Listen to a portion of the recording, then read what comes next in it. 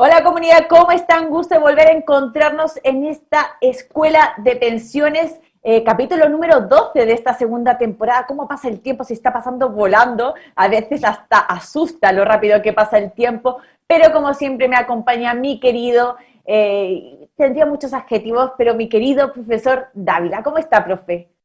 Hola Yasmina, súper bien, súper bien. Con ganas de hacer esta nueva clase número 12, como dices tú, se ha pasado el tiempo pero volando. ¿Quién pensaría que estábamos ahí planeando un poco volver a la segunda temporada y hoy día ya vamos en la clase número 12? Así que Ah, bueno, con muchas ganas de poder ahí aplicar los conocimientos y poder entregarlos a toda la comunidad. Así es, como siempre con información de calidad, también importante para también fomentar esta educación previsional que tanta falta hace y tanto escasea porque no se da realmente, así que para eso estamos nosotros aquí en esta escuela de pensiones con el profe Dávila, que es experto en todos estos temas, para que conversemos, analicemos, y la verdad es que, profe, decidimos, en cuanto conversando sobre la pauta, vamos a hacer como un bloque, por así decirlo, de 4 programas seguidos, ¿verdad?, en el que vamos a explicar todo lo que es el proceso de jubilación, también para que le quede claro a la comunidad que a lo mejor no pueda ver este video y pueda ver el siguiente para que no se sienta perdidos. Les contamos eso, hemos decidido hacer 4 programas seguidos en la que vamos a ir contando poquito a poco todo cómo se lleva a cabo este proceso de camino a la jubilación, ¿verdad, profe? Sí, exactamente. La idea es poder retomar esto que hicimos ya en otra temporada, pero ahora obviamente, ojalá con más participación de la comunidad, en el cual vamos a ir presentando cómo es el proceso de pensión hasta llegar a la etapa final en donde ya se toman las decisiones de qué modalidades poder optar. Pero ahora vamos a empezar con esta clase que es la solicitud de pensión. Ah, sí, como bien ha dicho, profe, entonces esta primer capítulo, por así decirlo, de este proceso de jubilación es la solicitud de pensión, profe. Así que empezamos directamente con esta clase y lo primero que le tengo que preguntar es ¿qué tipo de pensión se puede solicitar? Alguien que a lo mejor ya está en la edad de jubilación, dice, este es el momento, tengo que empezar a tomar decisiones. ¿Por dónde empieza? Eso para empezar. Claro. Bueno, en sí la solicitud de pensión, Yasmina, involucra varias pensiones, es decir, el trámite como tal, como solicitud, nos puede llevar a varias opciones. Recordemos que tenemos cuatro tipos de pensiones y de esa adicionalmente podemos incluir incluso la pensión a través de trabajo pesado, que está dentro de la pensión de vejez, pero que también tiene una característica ahí distinta. Por lo tanto, podríamos acceder a través de nuestra solicitud de pensión a gestionar una solicitud de pensión de vejez, de pensión anticipada, de pensión de vejez a través de trabajo pesado, ¿cierto? Una pensión de invalidez y una pensión también de sobrevivencia. Por lo tanto, tenemos ese abanico de posibilidades a través de esta solicitud. Obviamente, la que más utilizamos, ¿cierto?, dentro de nuestro sistema, es la que generalmente la mayoría de las personas tiene, que es la pensión de vejez. Por lo tanto, la solicitud principalmente ahí, para la gran mayoría, está dirigida hacia, hacia ese tipo de pensión de vejez. Ya, Y ahí perfecto. obviamente hay que cumplir cada una de las características que cada una de este tipo de pensiones tiene. Claro, y que también recordemos entonces, profe, que usted ha dicho 5 tipos diferentes, que es la vejez normal, la anticipada, trabajo pesado, pensión de invalidez, y también está la de sobrevivencia, que además ya hemos tratado en esta escuela de pensiones, por lo que también invitamos a aquellas personas que tienen dudas sobre qué modalidades a lo mejor les conviene más, o sobre, más que nada, información al respecto de en qué consiste cada modalidad. Les invitamos a que revisen también la biblioteca de YouTube, que tenemos ahí todos los videos guardaditos, también en Facebook, para que se informen con respecto a las diferentes opciones que tienen. Pero, profe, Tipo, la pregunta, sí, cuénteme. tipo de pensiones, Yasmín, donde también vimos invalidez y también vimos la de vejez en su momento, y anticipada también lo vimos. Así es. Entonces, profe, ya cuando una vez más o menos uno tiene como claro los diferentes tipos de modalidades que hay o tipos de pensión que hay, ¿cómo se realiza esta solicitud? Bueno, igual eso es importante porque generalmente, obviamente las personas, bueno, estoy cumpliendo a lo mejor los requisitos y cómo lo hago. Hoy día se ha facilitado bastante, pero lo que generalmente se ha utilizado y se utiliza aún hoy día es directamente en la oficina de la FP, gestionar el trámite con los ejecutivos, ¿cierto?, que atienden ahí en cada una de las FP. Hoy día la alternativa también de la página web de la misma FP nos facilita mucho el poder hacerlo, sobre todo en esta condición de pandemia que estamos, ¿cierto?, en donde tenemos ciertas restricciones de acuerdo a los procesos ahí de evolución de la enfermedad en cada una de las regiones. Por lo tanto, la opción de la página web hoy día está siendo muy utilizada. Y también la ayuda del call center en algunas ocasiones para también generar esta misma solicitud también se está haciendo en algunas AFP, ¿ya? Ahora, otro dato importante, aquellas personas que están un poco más alejadas de los radios urbanos, ¿cierto? También en algunas comunas y en algunas ciudades está también la opción del IPS. Hay centros de Chile Atiende, ¿cierto?, en los cuales también se puede gestionar a pesar de que uno esté afiliado a una FP, ¿ya? Porque usualmente ahí se tiene la contradicción que la gente no va al IPS a hacer la gestión o no va a Chile Atiende a hacer la gestión de su trámite de pensión, estando afiliado a una FP, pensando que ahí no lo puede realizar, pero efectivamente también se puede realizar ahí. Lo que hace ahí el IPS o Chile Atiende es transferir después esa solicitud a la FP que corresponde. Ay, mire, profe, interesante, buen dato, porque sí, yo por lo menos no tenía ni idea y es una cosa que uno no contempla. Normalmente a lo mejor se va directamente a su AFP o a donde tiene lógicamente sus fondos, pero esto también sería otra opción. Es una opción súper buena, Yasmina, porque recordemos que hay muchas ciudades, o por ejemplo, me imagino en la comuna de Santiago, en la cual yo me he topado con algunos afiliados que me llaman y me dicen, no, me queda muy lejos de la oficina, pero puede que exista el IPS o Chile Atiende mucho más cercano para ellos y puedan hacer el trámite ahí. Les sea más fácil hacer eso que acceder a ir a una oficina del FP. El otro aspecto importante que también se puede hacer es que si la persona no se encuentra en condiciones de poder acceder, acercarse a la oficina de un FP o hacer el trámite directamente a través de la página web, porque recordemos, a una cierta edad y hay tipos de personas que no se manejan en temas informáticos, ¿cierto? O en las páginas virtuales. No todo el mundo es nativo digital o se maneja tan sueltamente, a lo mejor. Exactamente. A los adultos mayores hoy día obviamente les cuesta un poquito más, ¿cierto? Sí.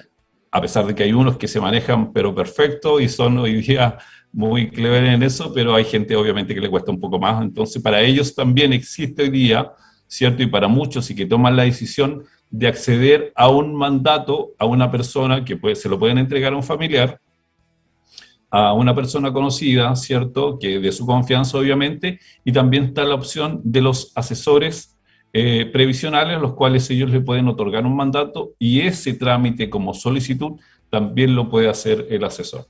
¿Okay? Perfecto, eso sería a lo mejor o ir por su cuenta o también contratar el servicio de un asesor previsional, también son las diferentes opciones que hay al respecto. Sí, pero hay un abanico de posibilidades que para que la gente sepa que está ahí con esas alternativas de poder hacer el trámite. No es solamente ir al FP. ¿Okay? Perfecto. Profe, ¿y cuáles son los requisitos generales que se deben cumplir para este proceso de esta solicitud de pensión?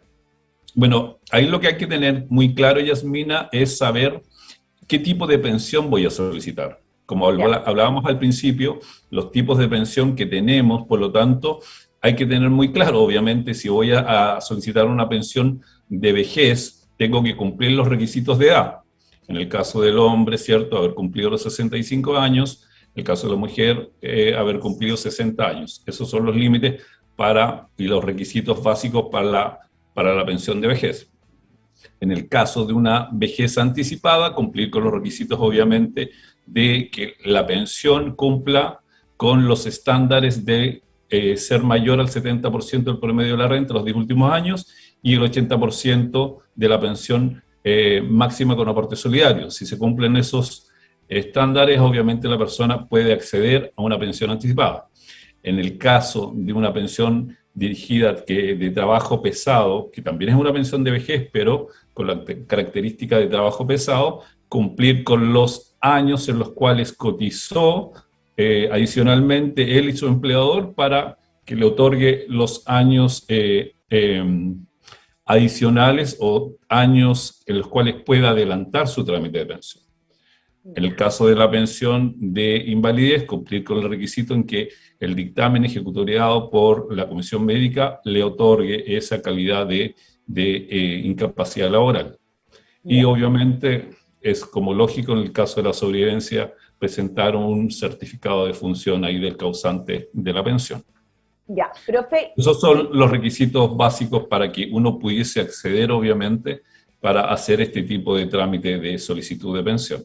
Ya, porque es importante, lógicamente, también después, y les repito, y no es por ser repetitiva, pero nunca está de más decir que nosotros hemos explicado las diferentes modalidades en esta escuela de pensiones, ¿verdad? Que ahí hemos desgranado un poco más el tema de cada modalidad, porque también se pueden generar muchas preguntas al respecto. Digo, usted ha dado como los datos más generales de cada, o requisitos más generales de cada modalidad, pero también les invitamos a que vayan a revisar esos videos y a lo mejor se les resuelven varias dudas que tienen al respecto, con respecto, digo, nunca mejor dicho, a este tipo diferentes de modalidades. Profe, por ejemplo, ¿y qué cuentas una vez que ya uno decide, tiene más o menos claro, sabe, conoce un poco los requisitos generales, qué cuentas se deben considerar para la pensión?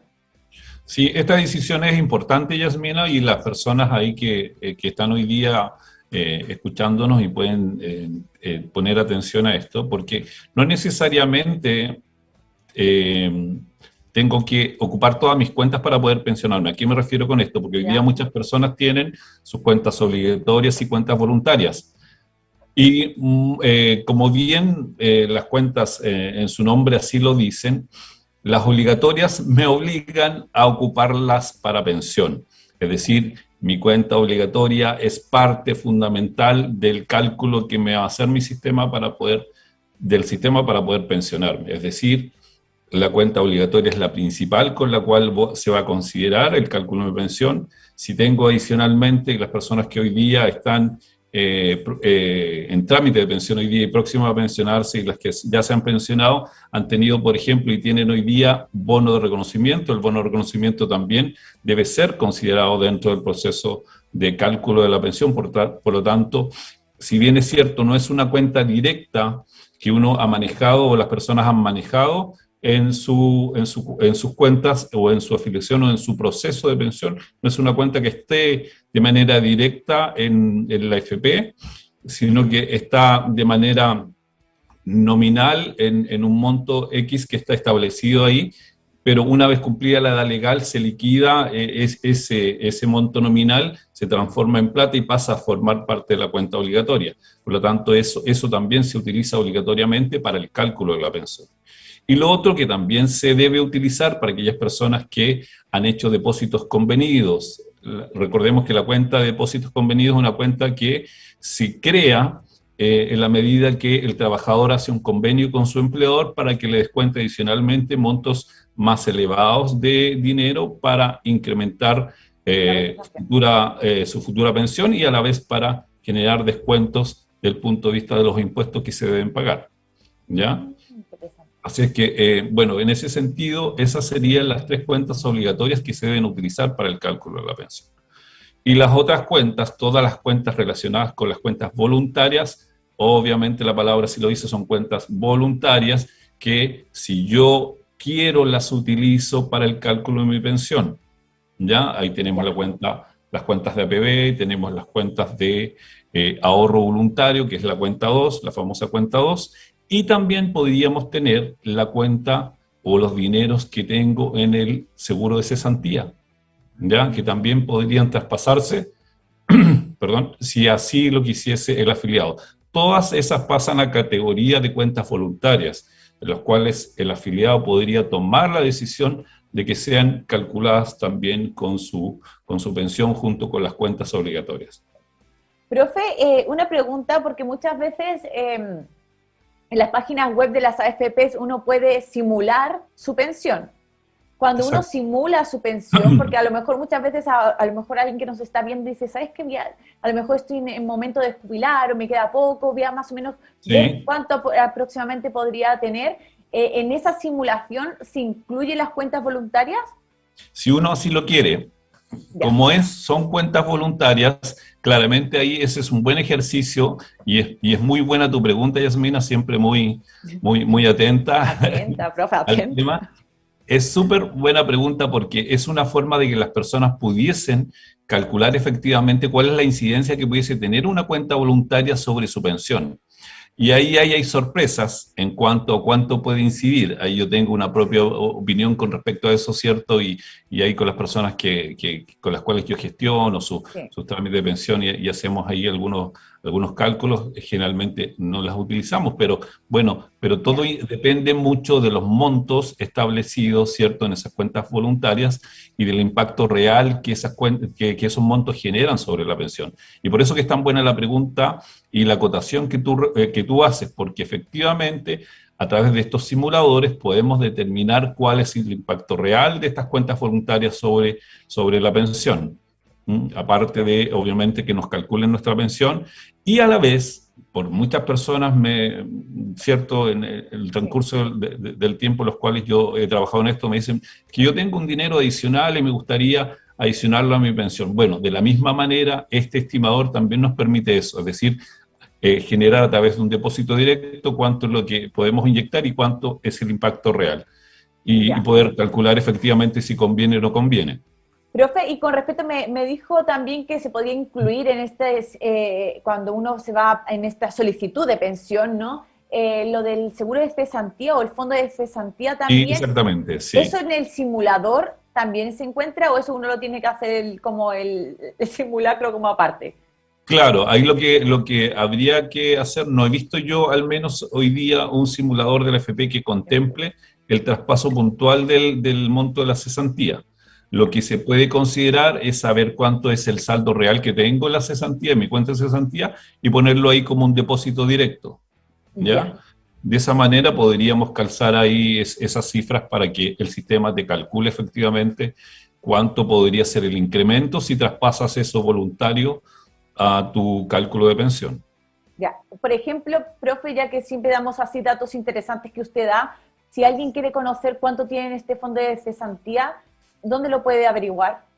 Bueno, cada uno, generalmente lo que hace la cesantía es a través del correo electrónico informar con una cartola, no sé si es trimestral, la verdad que ahí ese dato no lo tengo muy claro, Yasmina, no sé si es trimestral al igual que el informe que hace el FP, pero emite una cartola. Y lo otro importante es que también hoy día el FC genera una clave de acceso, lo cual podemos revisar cuánto es lo que tenemos de saldo hoy en nuestra cuenta. Ya, ¿Ya? perfecto. Eso para que también a lo mejor alguien también que nos está viendo dice, oye, también tengo esa platita ahí, quiero saber cuánto tengo. Bueno, también para que pueda ir a la página web y ahí tendrá toda la Sí. información. Lo otro importante que en la página de la superintendencia también tiene un estimador. Si alguien quisiese comparar con este cálculo que me hace el FP y por ahí un poco no está muy de acuerdo, porque a veces Sí. le puede generar cierta duda, también tenemos este otro estimador que es de la superintendencia de pensiones, que se utiliza, ¿cierto?, para de la misma manera poder calcular cuál pudiese ser la pensión con las cuentas obligatorias y con las cuentas voluntarias también. Ya, perfecto. Profe, ¿y qué se requiere para hacer el trámite? Ya, así como ya, me decidí, tengo todo listo, ¿por dónde empiezo? Sí, bueno, dependiendo todo de los tipos de pensiones como mencionábamos inicialmente, Sí. pero obviamente siempre lo fundamental es la cédula de identidad, ¿ya? Cuando se hace por la web, hay que enviar esa documentación a través de un correo electrónico, ¿cierto? Que le genera el mismo sistema para poder hacerlo, es decir, por un archivo hay que enviar ese tipo de documentación. Hay que considerar también documentación adicional tiene que ver con todos los documentos civiles del afiliado y de su grupo familiar. Pero hoy día, para este tipo de trámites, es obligación como servicio de la AFP sacar ellos mismos estos tipos de documentos civiles que se necesita para el trámite, ya sea certificados de matrimonio, certificados de nacimiento que habitualmente se solicitan, se deben sacar y el Ejecutivo debe sacarlos desde el mismo sistema. La AFP tiene un enlace directo con el registro civil, una cuenta en la cual ellos van generando ese tipo de certificados. ¿Ok? Ya. En algunas ocasiones, por algún motivo, ¿cierto? Las AFPs tienen algún tipo de problema, le pudiesen solicitar los certificados civiles que los adjunten o vuelvan y lo lleven, pero es obligación hoy día de la AFP prestar ese servicio. ¿Ya?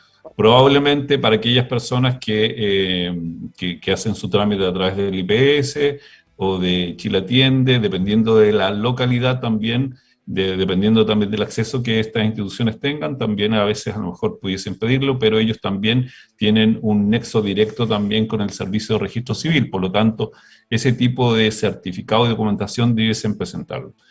Cuando a lo mejor pudiesen llevar un documento adicional que se pide dependiendo del tipo del trámite, por ejemplo, en una pensión de sobrevivencia. Yeah. Si hay hijos menores de 24 años que son parte del proceso de la pensión de sobrevivencia y son mayores de 18 años, es decir, tienen entre 18 y 24 años, deben presentar, si están estudiando, sus certificados de alumno regular. Deben también presentar un certificado de soltería. Recordemos que ellos, aparte de los requisitos de estar estudiando para que se les entregue pensión, deben ser solteros. Por lo tanto, ese tipo de documentación también deben presentarlo para ese tipo de pensión. Ya. Vale. Pero para los otros tipos de pensión, principalmente es la cédula de identidad.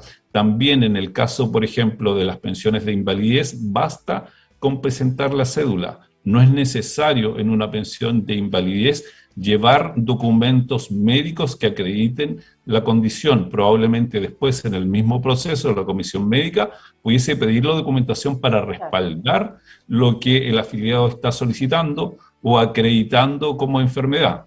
Pero como inicio de trámite, basta con la cédula y que relate cuál es su patología que tiene. Vale, o sea, para que a lo mejor alguien que está pensando, a lo mejor que tiene la posibilidad de jubilarse con esta modalidad, no hace falta ir a su AFP, llevar todo a lo mejor su historial médico, simplemente con que vayan con la cédula, ahí pueden iniciar el trámite. No significa que lógicamente no le vayan a pedir después la documentación, pero en el momento de iniciar ese trámite, solamente con la cédula podrían llevarlo a cabo. Exactamente. Y para el otro tipo de pensiones como de anticipada y la pensión relacionada con trabajos pesados, toda la información la tiene ahí la AFP y en algún momento, por ejemplo, en el caso de la pensión anticipada, determinará la AFP, hará un filtro si la persona cumple o no con los requisitos para seguir con el trámite de la pensión anticipada. En el caso de trabajos pesados, la AFP emite un certificado donde se acredita cuánto es el tiempo que puede adelantar el afiliado su pensión y también ahí esa documentación la tiene la AFP. Ya, perfecto. ¿Algún documento más, profe, entonces, antes de pasar con las preguntas de la comunidad? Sí, en general esa es la documentación, pero les reitero, la cédula siempre es lo fundamental. Ya, perfecto. Profe, tenemos que ir con algunas preguntas sobre este tema que nos ha hecho la comunidad durante que usted estaba hablando. Y, por ejemplo, dice, aquí me anoté Susana Lecaros. Dice, profe, ¿el bono de reconocimiento se suma en el proceso de jubilación, para la jubilación? Exactamente, el bono de reconocimiento, recordemos que es un monto nominal que se va actualizando 4% más IPC durante todos los años hasta llegar a un momento en que se debe liquidar, es decir, se debe hacer efectivo dinero, porque en el fondo el bono de reconocimiento es como un vale vista, es muy similar a un vale vista, que dice de que se liquidará y se dará efectivo dinero cuando esa persona cumpla su edad legal de pensión. En el caso de un hombre, 65 años, en el caso de una mujer, 60 años. Y ahí se hace efectivo plata y se manda a liquidar al IPS. El IPS es la institución que gestiona la liquidación de esos dineros y la transfiere a la AFP. Ese proceso demora un poco cuando uno hace su trámite de pensión. Hoy día aproximadamente el IPS se está demorando 60 días, que lo habitual deberían ser 45, pero se está demorando más hoy día de lo normal. ¿Ya? Así que en eso hay que tener paciencia porque cuando uno tiene bono de reconocimiento y hace su solicitud de pensión, hay que esperar que se liquide el bono para que se genere el certificado de saldo para seguir con el trámite de pensión, ¿ya? Por lo tanto, ahí hay una demora de 60 días en promedio hoy día en la liquidación de ese bono. ¿Qué recomiendo yo en ese sentido? Y puede ser un tip para aquellas personas que están en su proceso de pensión. Si ellas tienen la necesidad, obviamente, hoy día hay mucha gente que tiene la necesidad de poder acceder a su pensión para, obviamente, tener recursos e ingresos, poder generar y solicitar inmediatamente cuando se hace la pensión en el primer momento, solicitar pago preliminar. El pago preliminar es una forma de pago anticipado que genera el sistema de su pensión. Es muy similar al monto de la pensión que la persona pudiese recibir finalmente. Es un cálculo estimativo muy cercano, pero que le ayuda obviamente a poder esperar tranquilamente el proceso final de su pensión con el monto final ya determinado, ¿cierto? Pero que claramente le ayuda para llevar, sobre todo cuando tenemos bonos de reconocimiento y se demora este tiempo que yo les acabo de mencionar, para conllevar, digamos, esos meses con ingresos ya percibidos por parte de la persona a través de este pago preliminar. Se solicita y aproximadamente en 10 días más después de la solicitud, la FP ya debe generarle su primer pago preliminar. Perfecto. Usted, profe, siempre con esos buenos tips y datos para que también favorecer ahí a las personas que nos están viendo y a los afiliados. Profe, otra pregunta. Dice, por ejemplo, Emilia, o sea, ¿puedo incorporar mi dinero del seguro de cesantía al jubilarme? Sí, claro, es parte de las cuentas o de los dineros que se pueden disponer efectivamente para incrementar la pensión. Pero es muy bueno y recordar, en base a la pregunta, lo que hablábamos en el desarrollo del tema, que ojalá pudiesen hacer la estimación de la pensión en la página para que vean el real impacto que tiene esa cantidad de dinero sobre el monto de la pensión. Y ahí a veces pueden que existan sorpresas y no sea tan conveniente dependiendo de los saldos. Por eso que lo menciono. Ya. Profe, también dice Blanca Pastenes, ¿al jubilarme se le suma la cantidad de dinero del bono por hijo o se entrega toda la cantidad de una vez y si solicito la jubilación por invalidez pierdo el bono por hijo? Esa es muy buena pregunta. El bono por hijo, recordemos que se entrega a los 65 años en el caso de la mujer. Ahí se solicita y se entrega. Y se calcula como pensión el bono por hijo. No se entrega de una sola vez. ¿Ya? Es decir, no es que llegue eso como un bono y se entregue en su totalidad. El bono pasa a formar parte de la cuenta obligatoria y obviamente se recalcula la pensión y ese bono se prorratea de acuerdo a la expectativa y todo el cálculo de pensión que se hace en base a eso. Ya, perfecto, porque también había otra pregunta, yo creo que esto es Instagram, de Patricia Verónica, que también preguntaba por el bono por hijo, si se sumaba a la pensión, así que ha sido un tema bastante ahí que estaba preguntando la comunidad. Profe, dice por aquí también Joplin Yanis, ¿los que trabajamos en servicio público tenemos AFC? No. La gente que tiene servicio público no tiene seguro cesantía. Perfecto. Profe, y yo también quería, me apunté una pregunta, una duda que me surgió al respecto, para que vea, yo soy preguntona, pero a lo mejor alguien también está con la misma duda.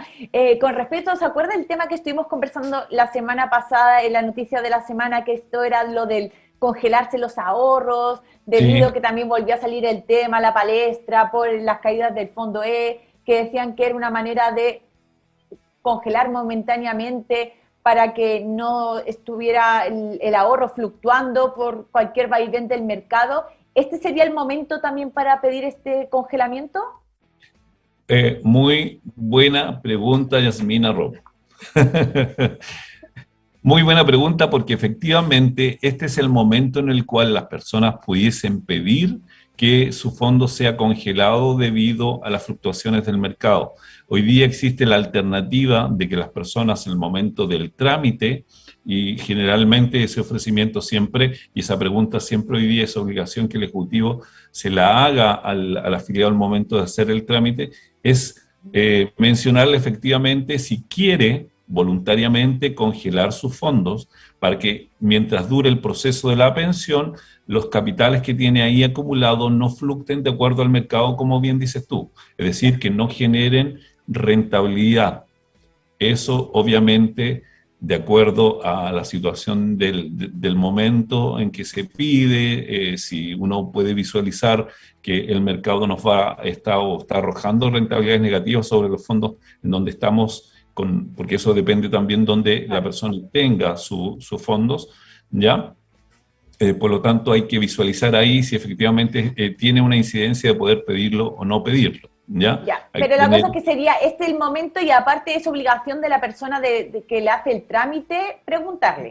Exactamente, exactamente. Ya, para que tengan en Pero cuenta. para tranquilidad de las personas pueden pedirlo, es decir, si quieren y deciden que sus dineros no fluctúen mientras dura el trámite, de poder pedir el congelamiento de sus fondos. Ojo que ese congelamiento no se produce el mismo día en que hago la solicitud de pensión. ¿Ya? Tiene ahí un diferencial, es decir, lo pido hoy día es día jueves, por ejemplo, hago mi trámite hoy día y ese congelamiento se va a hacer el martes de la próxima semana. Por lo tanto, todavía hay 3 o 4 días en que va a fluctuar de acuerdo al mercado. Yeah. Al igual cuando se descongelan, los fondos se descongelan, cuando yo hago el cierre de mi trámite, acepto una de las ofertas que el sistema me está otorgando, ahí se descongelan y el descongelamiento se produce igual 4 días posterior a esa aceptación. Perfecto, ya. Ahí quedó también clara la duda, la opción, más que nada, para que tengamos claro, después cada uno decide, como yo siempre digo, si tomarla o dejarla, pero por lo menos les contamos las diferentes opciones que hay para que uno vaya informado a la hora de hacer el trámite, porque a lo mejor, quién sabe, no se lo plantean y después uno dice, ay, no lo sabía y no lo hice, y lo quería hacer. Sí, perfecto. Es excelente pregunta, muy bien. Como siempre, profe, es que yo me estudio los temas, se lo tengo que decir. Profe, tenemos que pasar ya al siguiente bloque, a la noticia de la semana, este bloque de contingencia. Así que, señora directora, cuando usted quiera, pasamos del bloque.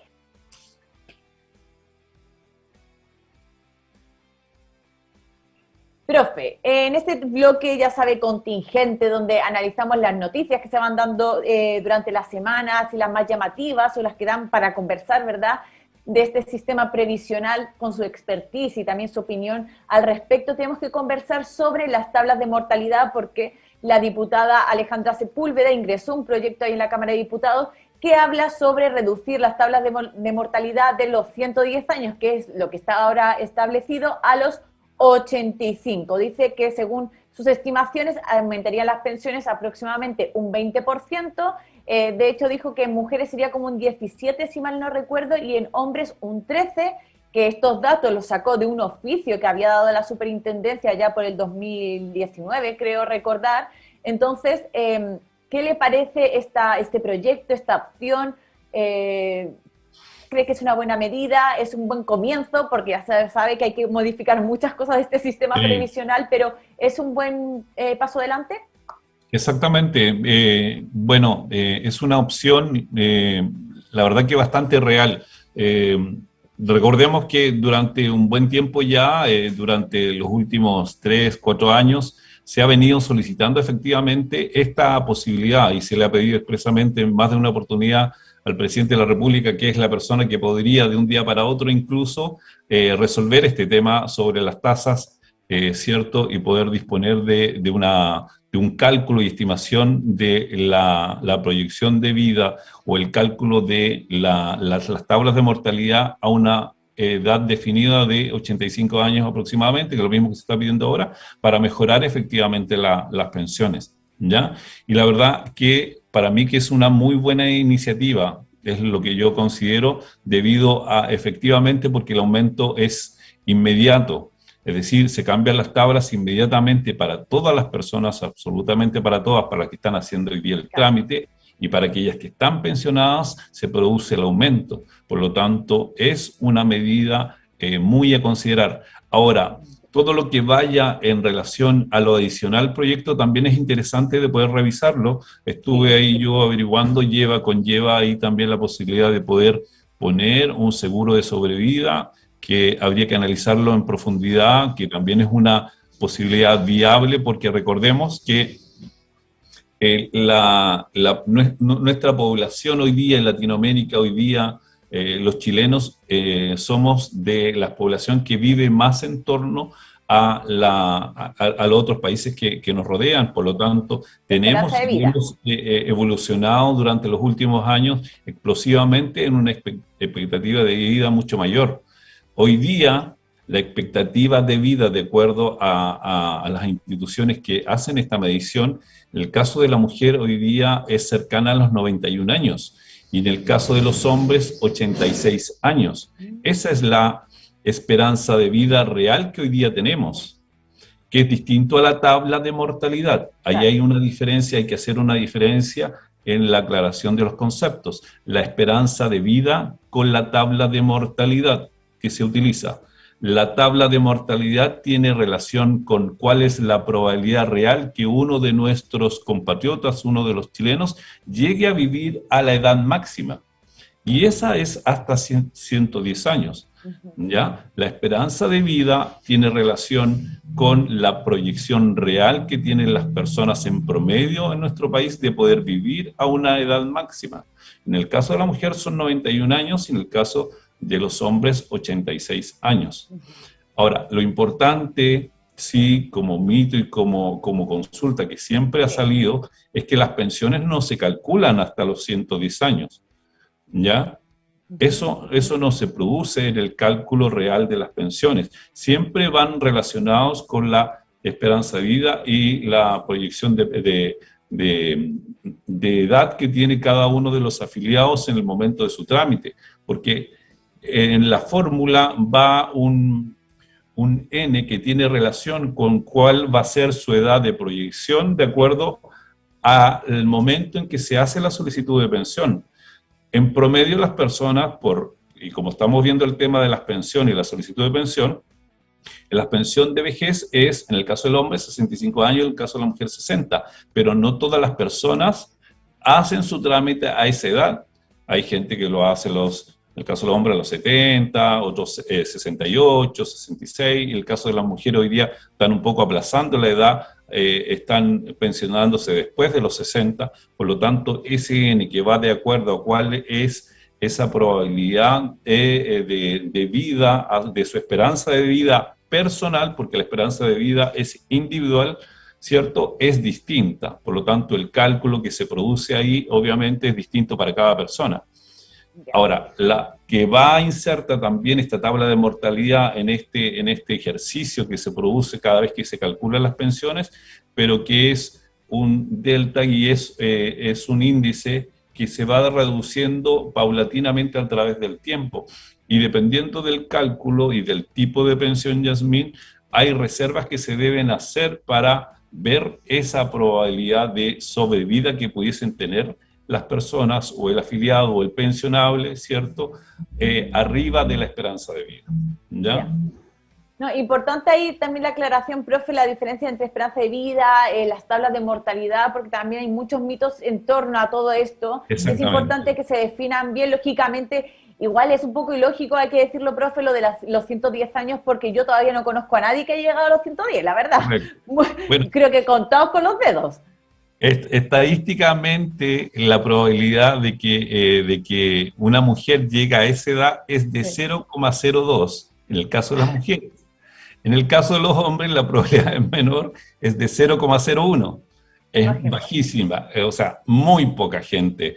Pero se debe, de acuerdo a cómo se plantea el cálculo de las pensiones hoy, ¿cierto?, proyectar a la edad máxima probable de vida a través de esta tabla de mortalidad.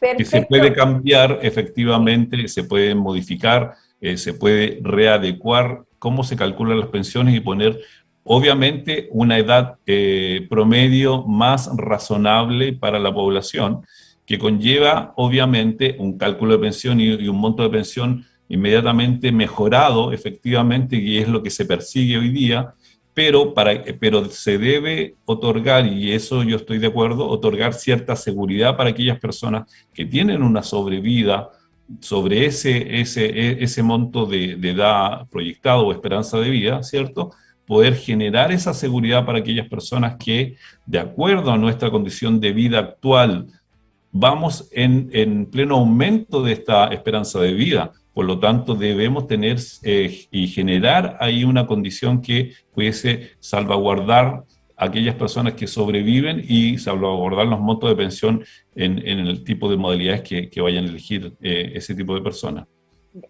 Profe, tenemos que pasar al siguiente bloque porque hoy vamos un poco ajustados de tiempo, la verdad, y a las 9 viene otro programa, así que nos vamos a ir rápidamente al siguiente bloque. Profe, te lo explico en un minuto.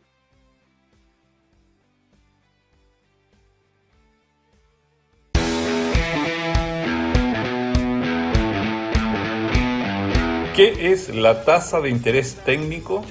Soy Gustavo Dávila, asesor previsional. Hoy voy a explicarles en qué consiste esta variable. La tasa es una estimación de la rentabilidad que en el futuro los ahorros del pensionado podrían generar.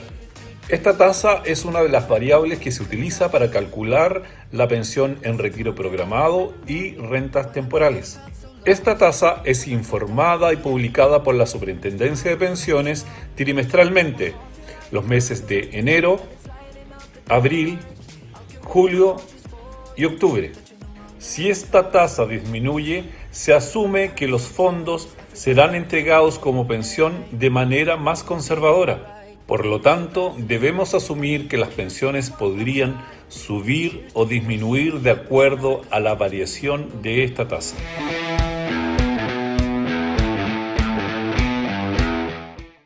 Profe, ahí quedó su TikTok y nos vamos directamente así rápidamente a la siguiente sección que es Pregúntale al Profe.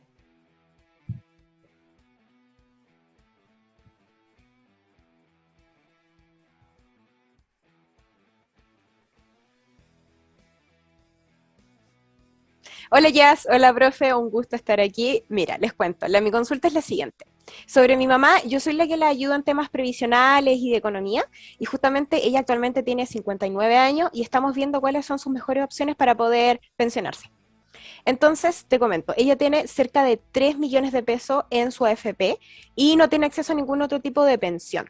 Entonces, dado este pequeño pozo, la primera pregunta es, ¿cuál sería la mejor opción para poder jubilarse que ella contaría, así más o menos a la rápida? Y la segunda pregunta es, ¿qué tipo de beneficio ella podría tener acceso, dado este poco monto que tiene, y que parta de los 60 años que la puedan ayudar? Eso sería, muchas gracias.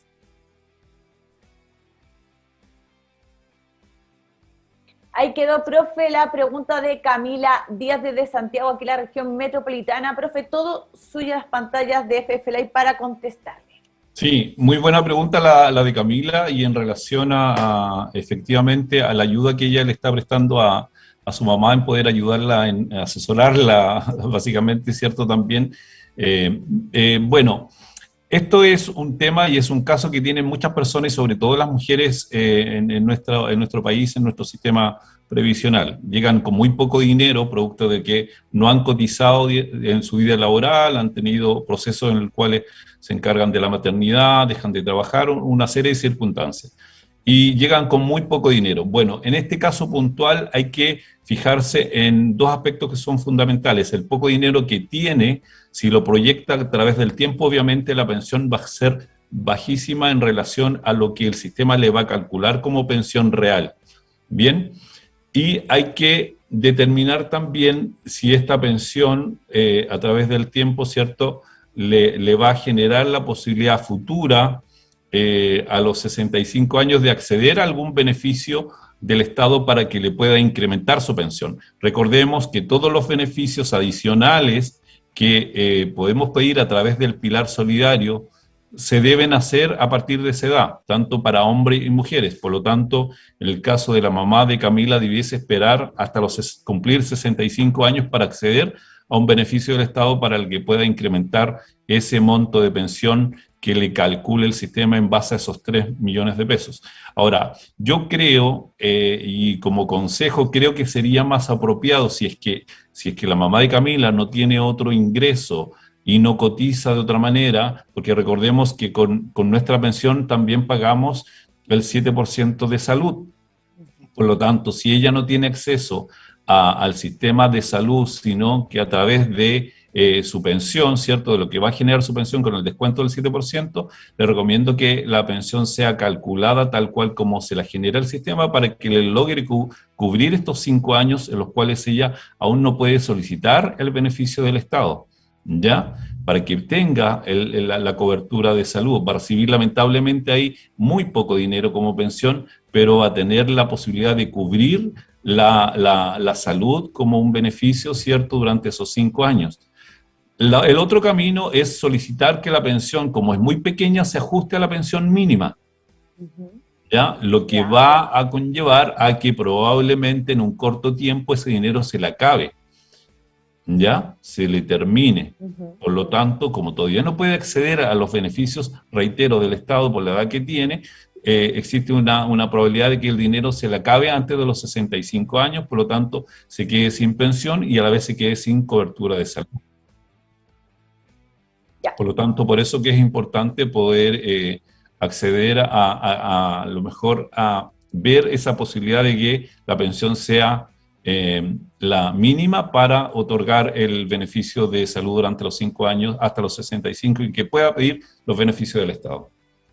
Ahí quedó aclarada la pregunta de nuestra querida auditora que nos está viendo ahí, Camila Díaz. Gracias, como siempre, por escribirnos. Invitamos a todas las personas que nos están viendo, si también tienen dudas y que quieren participar, además, en este Escuela de Pensiones, nos escriban a producción@ffday.cl, nos manden un mail y nosotros nos ponemos en contacto con ustedes para grabar este video. También, querida señora directora, me coloca ahí en pantalla la información del profe, tanto su WhatsApp como su mail, para que todos aquellos que quieran puedan ponerse en contacto de manera privada o interna con el profe y él estará encantado de asesorarlos y contestar también todas sus preguntas. Profe, nos tenemos que despedir rápidamente porque viene otro programa, profe, así, oye, vamos, pero rápido con todo. Ahí viene a las 9 de la noche Resistencia Cultural.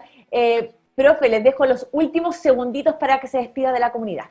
Sí, muchos cariños a todos, suerte con el próximo programa y bueno, están mis contactos y están mis datos ahí para la gente que quisiese preguntar. Siempre estamos llanos a poder resolver cualquier duda que tenga la comunidad. Saludos a todos, suerte.